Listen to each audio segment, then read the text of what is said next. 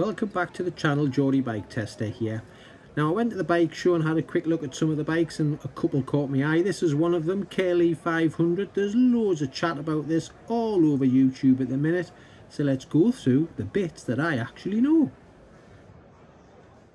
Let's start with the standard KLE500. Only comes in this black colour. You get an LCD dash, but look at that price, $599 plus on the road. Good starting price. Now KLE500 SE, you get 3 colours. You get a big fat bash plate, you get knuckle guards with a metal supporting it, you get an adjustable screen, you get a TFT dash, you get LED indicators for $6,599 plus on the road. These are UK prices. First impressions of the KLE, it looks very well built, and one thing I did notice, this is a biggish lad climbing aboard this KLE500. It definitely didn't sink like the CRF Honda does, so that suspension may be up to the job. Kawasaki does love an edition, so here is your Rally Edition and your Adventure Tour, and you do a TC, which is top box and carry if you ask me. But the important ones are the Rally and the Adventure Tour. So this is an Adventure here. The spotlight's on this bike, but it's not actually on the list. According to the list you get in your Adventure Tourer, when you buy your SE, it comes with engine guards and rugged panniers. If you go for the standard and you adventure it up, you get obviously your panniers, your engine guards, your hand, your knuckle guards, your large windscreen and your skid plate. And it's $7,699 when it's adventured up. And look at that, what a bonny bike, and not a lot of money, $7,699 for that. Now let's talk Rally Edition. Now this is just a bike with an Akaprovic on, mind you. This is not the Rally Edition, but I'll run through what you get. Rally Edition, you get your high level Akaprovic, which you've seen on this bike spinning around. You get a low level rear seat, you get radiator guards and a USB-C. If you rally up the standard bike, you get your big bash plate. So let's run through that again. Standard bike gets a big bash plate, gets that high level Akaprovic, it gets a low level pillion seat, radiator guards and a USB-C, and that exhaust looks lush. Now the seats, you can play around with the seats quite a bit. I think if you put the low seat on with that standard seat, it's going to make like a motocross seat, but we'll come to that in a sec.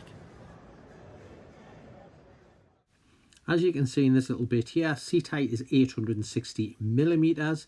Now I sat on it at the bike show, and as you can see, I'm flat footed.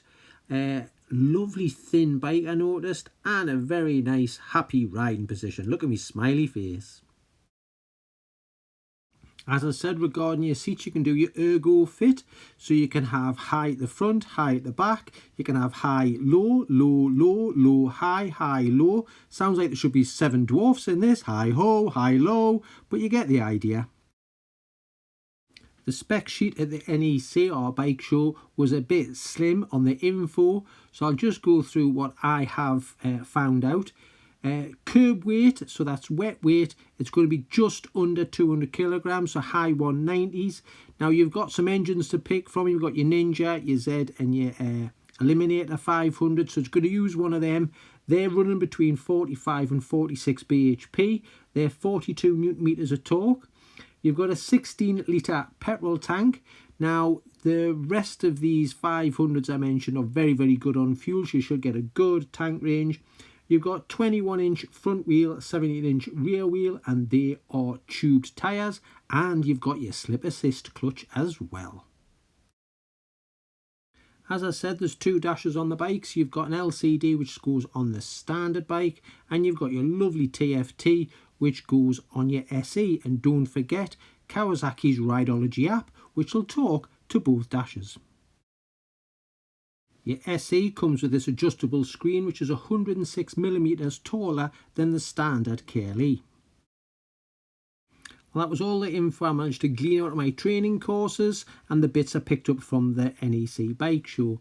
Obviously 2026 we'll have one of these on as a demonstrator at Kawasaki Newcastle, so I will be playing on it. So please, if you like what I'm doing, thumbs up. If you love what I'm doing, subscribe, and as soon as the road tests become available, you'll get notification, and hopefully we'll see you in 2026 when I get to play on some more new bikes. Bye for now.